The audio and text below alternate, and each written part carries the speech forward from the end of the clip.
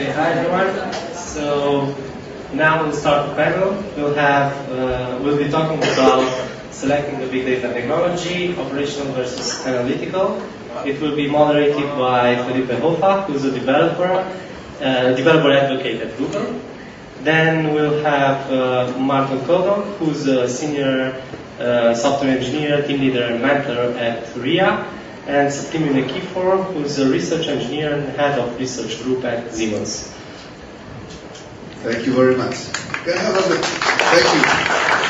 Well, so many of you, we need a bigger room, but this is what we have. Do you want to take a seat? Let's get the stage. Hi Romania! I'm super happy to be here. Second time. Last time was Bucharest. And I'm super happy to be here with Marton and with Septimiu. Marton, can you tell us something about you? I know I met Marton for the first time on Stack Overflow. I kept seeing his answers every day. You have like 100,000 Stack Overflow points. Hello. Yeah, so I'm Marton. I'm from Târgu. I'm currently the third Romanian on Stack Overflow, 100,000 points. Mostly collected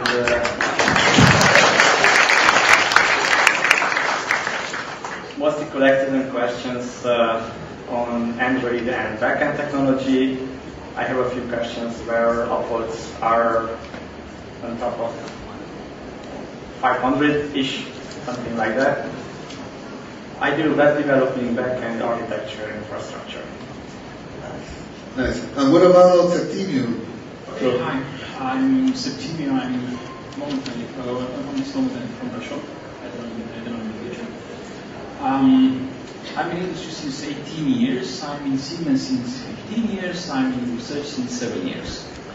So practically it was a kind of personal evolution from being, let's say, electronic engineer, then developer, and then getting on deeper and deeper in some technologies, and ending up in this moment dealing with analytics, whatever it means, and analytics on top of IoT or connected infrastructures. My current focus is mostly on my current hotspots, technological ones are in autonomic computing, autonomic networking. Generically speaking, methods to bring on intelligence in infrastructure. My main business domain where we apply, it's on energy, going on from production down to the grid and doing analytics on the consumer data. That's it. Nice, thanks. So we have a panel to run here. They asked us to talk about selecting a big data technology, operational versus analytical. That's an interesting question first because operational versus analytical is maybe we need both. But I would like to know first, what is big data? So my first challenge here for both of you is, the question is, what is big data? In 10 words or less, without using the letter E.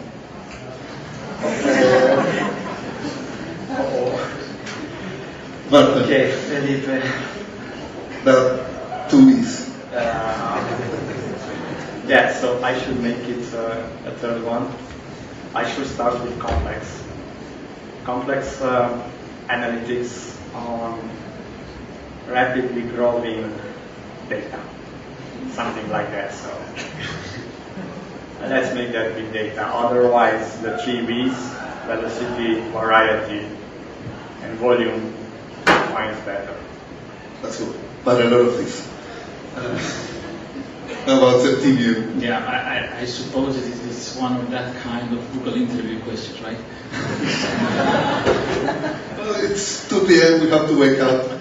It's fine. Okay, it could be quite difficult to say something without the at some point, but if I'm speaking about big data and how we saw it in the last few years, I can see it simple in 2 words: fast and furious. The 2 qualities of big data, because I recall it some years ago, it was 2007, and we had a project to consolidate, I don't know, something like 40 or 50 databases for a large oil company in Canada.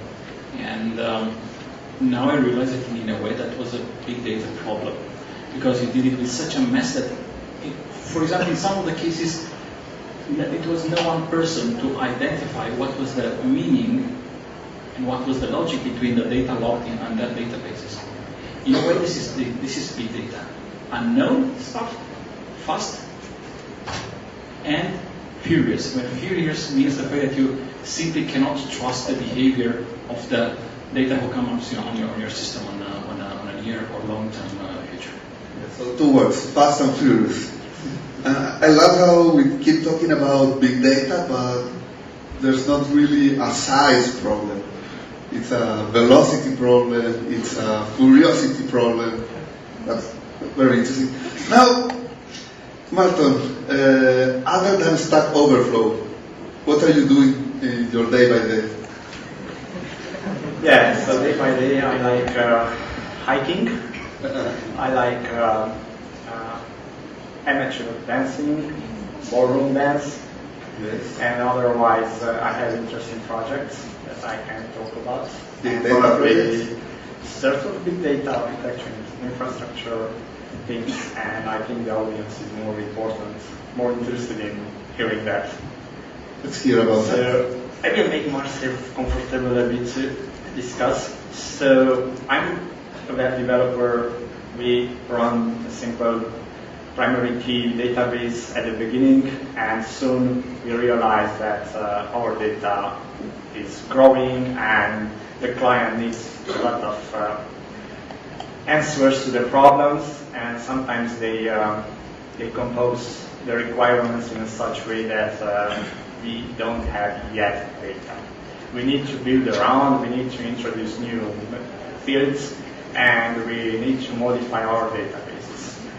I think that everyone did this. I hopefully in past so did this and not does this. Other than that, as we evolving on this nature, we end up using the NoSQL technology, where we are able to use the unstructured document storage to store all kind of data from the primary and also the secondary data.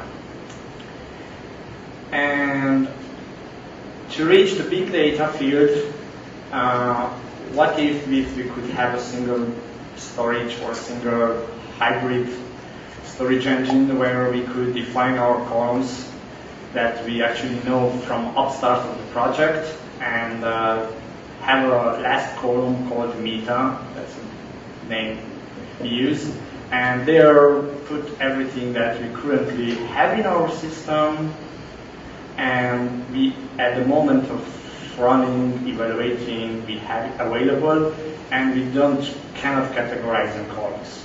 And we put it there, and this is a hybrid because it's column storage, but also it's a field that holds a bunch of JSON field. And for this, we use a mixture of Elasticsearch, Redis, React, and later we use Google BigQuery. Who heard about Google BigQuery? Okay, good. Who is using BigQuery? I know.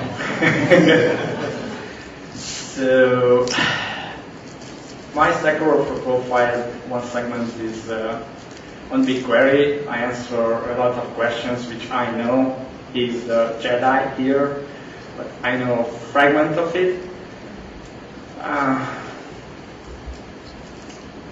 Let me show you a slide.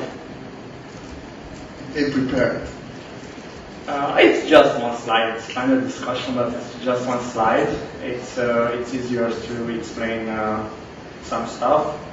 It's pretty crafted in sense of technologies, and let me introduce some components here. So our key strong focus on our application is that we think event-based. We think event-based, that means that our web application reports with an event to a system that collects and does something with that. That's the event collector. That's the heart of the system. The event collector logic is actually pretty complex, as we have the possibility and the flexibility to route the same event to multiple subsystems. And also, as a source, we have input in different stages. One is site events. Here, mostly we can think edit cart, reach checkout, fill in credit card information, something like that. Mobile app events, reacted to the notification, scrolled 200 items, and all kind of interactions. Some of you may think that we are tagging information in the sense of Google Analytics that you are actually making use. And in sort of information is like that, but we are able to tag this per person, per usage, per habit, and we are storing everything. And when I store it, I have all the metadata of that user. So when I store that they added something to the cart, I store all the profile information. Like from where, who is it, what is history accumulated in cookies, to say so, and everything. The good idea is with that when I'm processing that event, I no longer need to make a query to the database to obtain the profile information. To obtain that he is in USA or is in New York and everything. I save database queries. And that's a strong point here. We are using SendGrid. The project, it's email marketing. It's logomix.com. We have 25 million users, active users, and we send each month 50 million of emails to our customers that they opted in. So 50 million. And our partner is SendGrid here. Now, the local subsystem is actually the business logic and everything what we need to run. For example, we need to find out open click rate, for example, in email campaigns. This is pretty straightforward, but for example, we need also which link was clicked in the email actually. And to do this, we need to obtain the URL or the position of the URL in the email template. To do this, we have a mixture of SendGrid API, and actually each link has a unique identification that we store. And when the user does a click, we actually know which link was. If the link is present 2 times, like for example, usually the header contains the logo and that's a link to the front page of the website, but also in the body of the email there are other links that's to the front page of the website. We enumerate 1, 2, 3, and so on, and we actually know which one. And we store this in a huge database. Actually, this is stored only in BigQuery. And later we can do analytics on that. The client came with a request that they want to see what's the click rate and heat map. It's not a heat map because we cannot color it, but it's sort of heat map to understand better. Now, the other interesting thing is that, for example, we measure every hit the user has as a path on the website. Which was the first page he reached, and he did 20 other visits on the website, and actually in, 20 steps, he did a purchase. If we run an affiliate system where we publish articles, and in step 5, they rate an article that's sponsored, to say so, we need to wire in and we need to feedback that the order is attributed to the first sponsored article they visited. And this is tricky because this is someone from you could think like we should do this with Kafka and streams, that you have a constant flow of stream, but you need to accumulate and you need to, not in memory, but you need to have a memory of events that the user did on the website. For this, we again use BigQuery to store every event because this is an event, and actually using Windows functions, I'm pretty easy to locate the order, I know, and using bingo functions, I can locate the first article, sponsored article that should get the credit for the affiliate system. In a straight database system, you are not able to do that, or are able to do this like this with that. Okay, the other good idea, the good flexibility what we have is that Google Analytics has a package that exports the raw data in a SQL table, sort of SQL table in BigQuery, and we are able to use our own data and Google Analytics data. We can join using standard SQL, and we are able to match certain things. Google Analytics has its own logic, you know, it's very, very deep. And on our systems, we have our own identification system. And the other good idea is that our analysts are able to go inside the BigQuery and actually write their own queries. We have dashboards. We have fancy dashboards that they are able to see in the administration panel. But they require frequently simple things that they want to look up something that they are able to write the SQL query their own, and that's a flexibility for them to go in. The big issue here, complexity is, and the other is that it's an app-and-only technology. Why it's app-and-only? App-and-only because we think event-based. If you think event-based, there is no update. If you think event-based, everything is a new entry. So you only have app. And even a profile, like I saved 20 times the profile, that's 20 entry in the database. Why we are affording this? You may ask what's our storage or what volume we reached. Here the pricing is extremely good. On BigQuery to store something like 100 terabytes is like $120 only. And currently our bill is only $60 per month. And I actually made a presentation where I had to list the pricing of BigQuery, and for example, 1 petabyte, store 1 petabyte, it's $21,000 per month. With $21,000, you won't get on ABS or DigitalOcean the servers that you need to store 1 petabyte. And the other good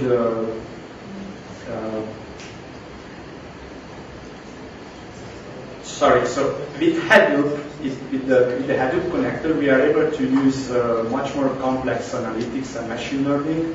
We are actually in a learning phase here, so we need to find out user habits, as currently our email marketing is focused on what week they are eligible to do certain things, as we want to measure that. For example, if we send Monday, they are not buying, but Tuesday at 3 p.m. they should buy. And in order to find out this information, we need to wire in much more logic. So, for the question, operational versus analytical. Operational means an operational database lets you have updates, transactions, etc. But in this case, you have an analytical central decision? Yeah, so operational, we used in past, so we give up that. With operational, we used only for simple CSV exports. They require Excel exports and everything. And soon, even the database structure is so separated that you couldn't start it. And we think analytical, and we did change our infrastructure in that way. Nice.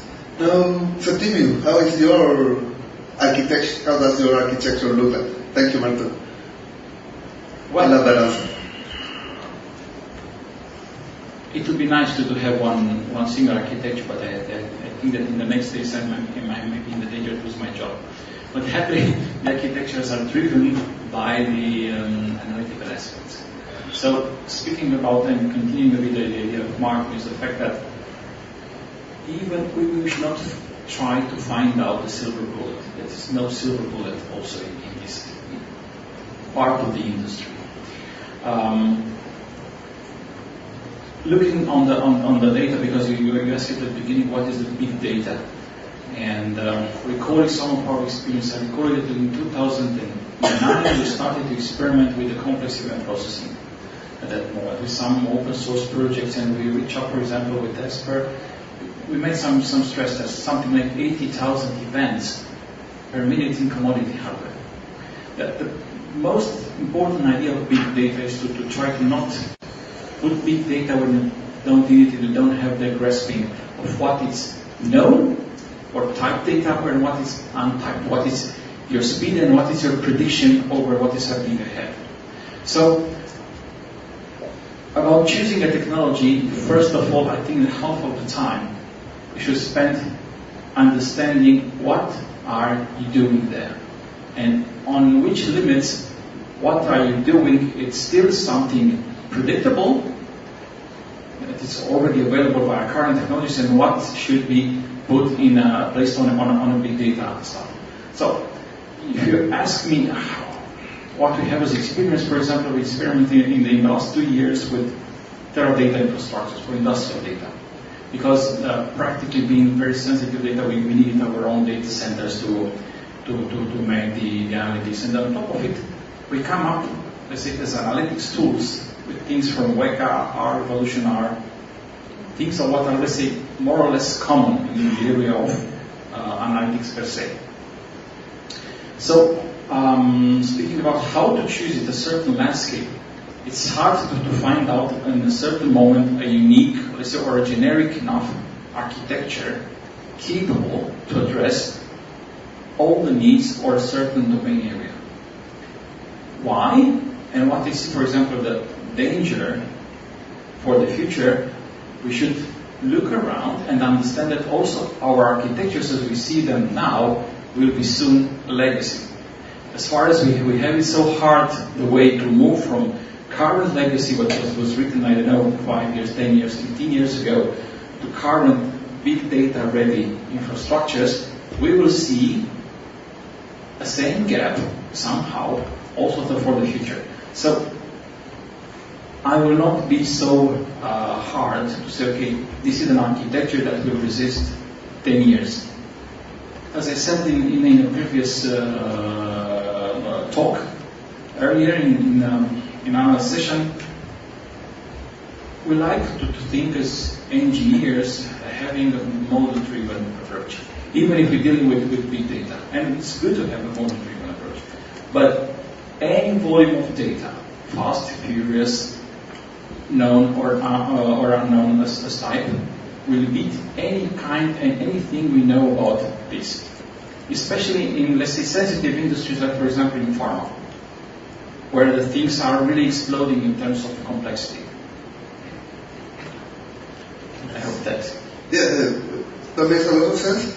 Now, when I'm choosing something today, so we all start usually with an operational database, MySQL, Postgres, or corporate databases. But then there is a moment, as Marton was showing, that, we might use an analytical database too. We want to have everything in one database, but copying that around brings its own challenges.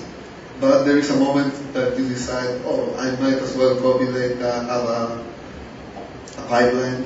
And not only this, you just think about the fact that for a certain period of time, some raw data, it's available, but the right data got some privacy issues. You already have it an additional problem, because as long as the more load is working, the processing power is moving, and you will face the moment, for example, if you deal for things like open data, when you already put some semantic on top of it, and you consider it's open. In 5 years, having that data available, you will end up having privacy issues with the things what you derive out of it. Yeah, well, in that regard, I have a big question. a big challenge here because I love working with open data. For example, New York City, they release all the taxi trips. It's 1 billion taxi trips for the last 5 years. I've been analyzing, working with that data, bringing it to hackathons. But at the same time, we have the privacy risks. How do you manage the balance between the benefits of having this data open, smart cities, sharing their data with citizens, versus the privacy risk? What's the sweet point, or how do you find a way to make this happen? I think this will be one of the key topics for what we call the smart cities. Because we have in one hand the approach which is, say, totally secure, you don't release the data towards the large public. But taking back to what you say to the taxi, somebody with, let's say, with bad will may detect, for example, when you have the largest area covered with bottlenecks, and try to make a plot, or I don't know, putting a bomb to make the largest effect there. So I think that the discussion of what stays open data as a big data strategy will continue in the extent, as I said, due to the fact that the processing is already a commodity. Data is valuable.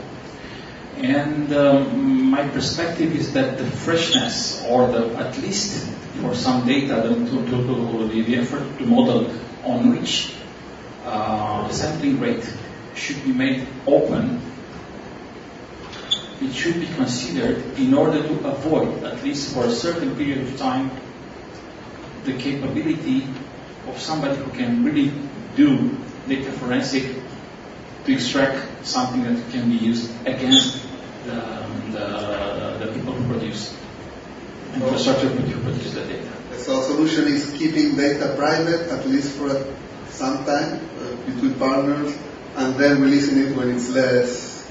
Or even releasing to the public as much as possible derived data.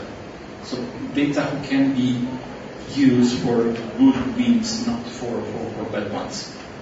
I think that the topic of releasing publicly a lot of raw data in any domain, it's sensitive and it will be sensitive. Yes, I'm valuable. I have the same problem with health. There's so much genomics data available that could help to solve so many health problems, but at the same time, breeds the privacy risks. Now, on another side of the same coin, when we have, for Marton, when we have all of these open data available and people can access terabytes of data that they could be able to use if they only knew how to use. You are a good teacher. How do you bring your big data knowledge to the masses? So basically, this again happens on Stack Overflow mostly. I think half of the room has a strong idea. That strong idea is only theirs, or they keep it strong on that, and they don't want to give fraction of it, or they want to change it. That's actually, I think, the problem of the developer. We live in a small group, like 5 to 10%, which are influencers, and usually they have strong ideas. What if they share these ideas open on a forum like Stack Overflow, where other experts are around the world, and actually they make it better? Usually we don't. And even this could be done at the beginning, at the approach phase, not when we have problems with the restructuring and everything. Other than that, on Stack Overflow, usually only two sides are present. One that are very entry-level, junior, they are looking for trivial answers, and they get in 5 minutes. What they learn actually, a dictionary, if I have this error, I need to approach that. And what the other one they learn is they constantly formulate, compose better the question, as they even don't know how to compose better a question. This is one side. The other side is the mentors who actually want to find out solutions by looking at what problems are being test on Stack Overflow. I know groups that constantly monitor topics on Stack Overflow, for example, that are looking for new niches in startup worlds and to cover frameworks, analytical one-to-one dashboards, and the next of the big data era. And Septimiu, how do you think we bring data literacy to the people? How do we prepare the next generation to be able to understand these topics? If I look now the most demanded capability, I would say that in my mind comes statistics in the first place. Statistics. So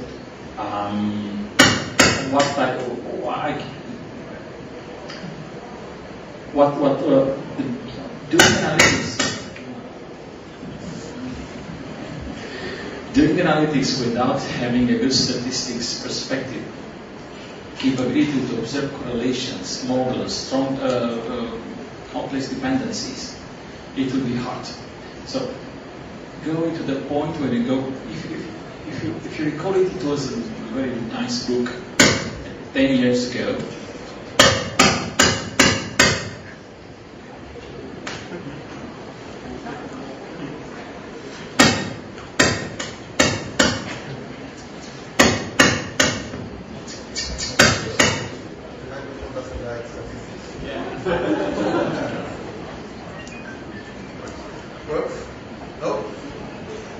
Can we speak louder? Yes.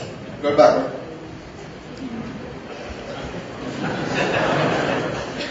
So, as I said, the first capability to have available statistics. It's more than knowing simple things, and it's an everlasting other capability, which is algorithm. So I do not see an age of big data without having a strong basis on algorithms.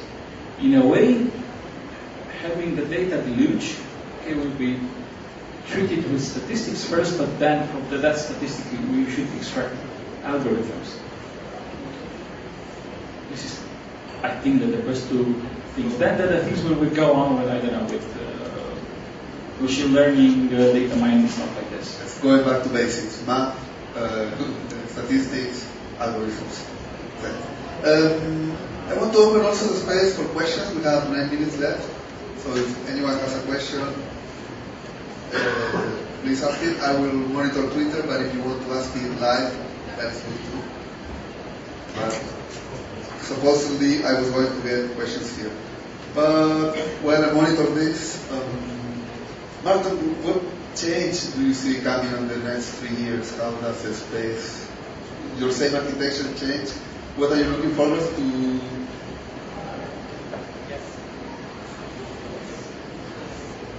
Voice?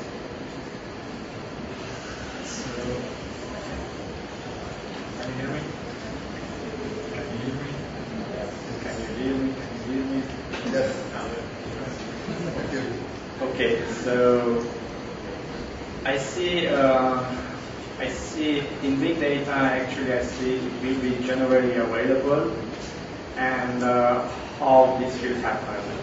This will happen with frameworks that are written by others or by us that make it more flexible to use and more easy to wire in things. And we will end up in a couple of years that the current problems that we can only resolve with MapReduce, it will be just a module in our architecture, and it will be generally available.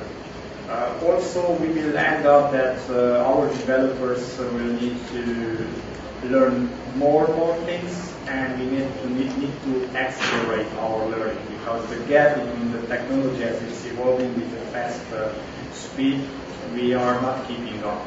And that's it. Septimiu, same question. What do you see? What big changes do you see in the next 3 years? Oh. Yeah, I get somehow the same question about the previous session, that we have the same answer. If you look back I don't know, 10, 15 years ago now, let's say, with 22 procedure code to do something. You end up having some pages of code. Things that you can solve today with one line. On the other hand, if you look at the productivity rate of the programmers, it's said that the effective statistics speaks about one line of code useful per day. So it's the same what the things apply with the architecture. As Marton said, it's expected that we will face a distilled experience on frameworks, on APIs, on hidden functionalities. A lot of things which are now brand new will be naturally interfaced. Of course, the architecture will change, and of course, what I'm expecting that we will start to finally make this move far away, for example, from the classical database thinking when we hit data with queries to the real streaming or event processing thinking, where in the point where we hit queries with data. And having a real distributed mindset, because it's the other drawback what we have is most of us in mind that the processing should happen in a certain space. I think that the processing will be so cheap, then we can load it, the cloud will be just the place where we go to download in our devices, close to the process, the analytics, what we need. And simply get the results on the fly. I see a great future, for example, for the pipelines in analytics. A streaming data feature. Yeah, and simply connecting the things on the fly. Nice. I like it. Any questions for our panelists? Marton, Septimiu? You can share. Hello, for Marton, I have a question. On the diagram that you showed, I saw that the application logs, you were storing them in BigQuery first and then process them with Hadoop. Why didn't you process them directly, the files? So in order to process directly, you may end up with log/kibana Elasticsearch stack that you need to have your own instances in order to store that. You need to have budget, you need to have dedicated machines. We end up storing in BigQuery because it's unstructured. I'm not able to use the E words. It's unstructured, and that's the key capability of BigQuery to use in SQL any field that's in the JSON. So imagine something like select JSON extract. I name it there on expat, and I'm triggering one single field from the JSON. And that I am able to work on it like it was a single code. And since it's unstructured, I don't need to follow standards in the code. So when I'm giving job to the developers, I'm just saying that you should send here an event with any log information in any order they want. I'm not imposing coding standards. And with this, it's actually very simple.